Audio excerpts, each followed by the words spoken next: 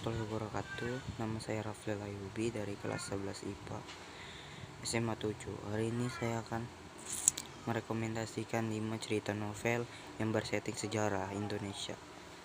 Cerita dari Digul, kisah orang-orang pengasingan Tanah Merah Digul. Sebuah buku dengan tebal 320 halaman yang ditulis Pramudia Ananta Toer menceritakan tentang kumpulan tulisan dari para ex-Digulis, yakni 11 tokoh Sarekat Islam di Kalimantan Timur. Dibuang menjadi tahanan politik semasa pemerintahan kolonial Hindia Belanda.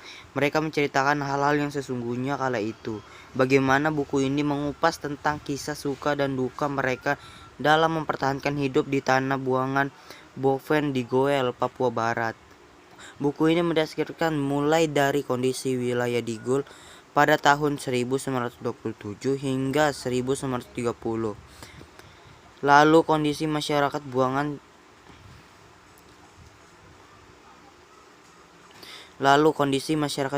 cerita kehidupan pribadi, hubungan dengan suku pedalaman, dan kisah pelarian para tahanan.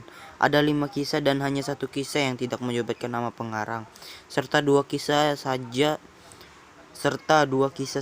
yang menyertakan kapan waktu itu terjadi. Tetralogi Buru ini ditulis oleh Pramudia Ananta Toer.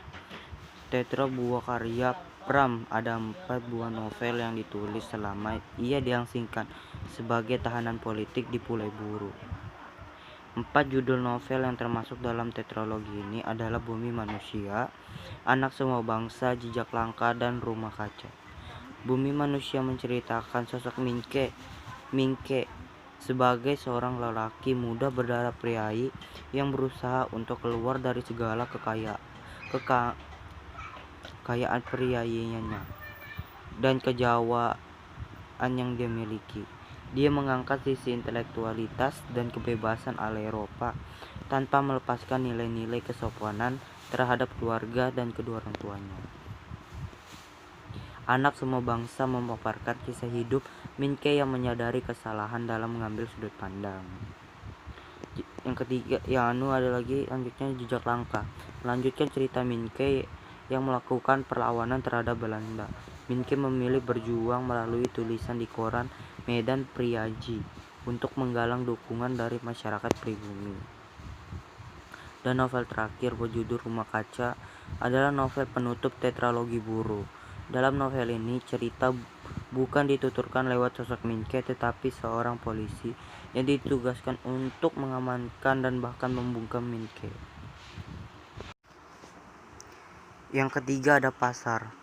Novel karya Kunto Wijoyo ini pertama kali diterbitkan tahun 1990 dan diterbitkan kembali pada tahun 2017.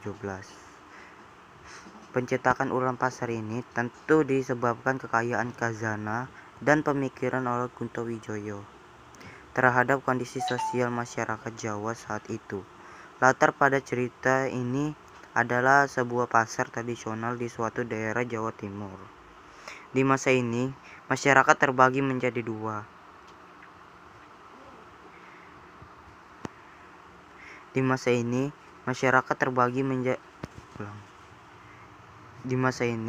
Masyarakat terbagi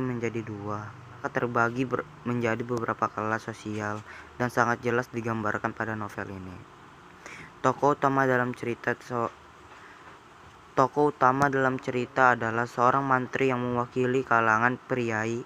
Tokoh ini berinteraksi dengan 3 kalangan lainnya, yaitu kalangan birokrat, rakyat jelata, dan para pemodal.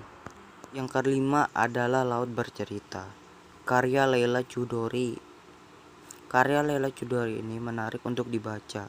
Selain memaparkan tentang kehidupan seorang mahasiswa yang bernama Laut, juga menggambarkan perjuangan mahasiswa di era Orde Baru. Laut digambarkan sebagai seorang mahasiswa yang kritis akan isu sosial dan berakhir tragis. Sebelum itu terjadi, ada juga kisah romansa dari antara Laut dan sesama teman aktivisnya itu Anjani. Demi mempertahankan prinsipnya, Laut dan banyak teman dekatnya yang mengalami penyiksaan fisik dan mental. Beberapa orang teman Laut malah menjadi sakit jiwa karena tekanan mental yang luar biasa. Bahkan di akhir cerita kita disadarkan bahwa ternyata laut yang bercerita kisah hidupnya sedang menjemput maut di sebuah laut antah berantah. Wow. Oke Bu, sekian, terima kasih. Assalamualaikum warahmatullahi wabarakatuh.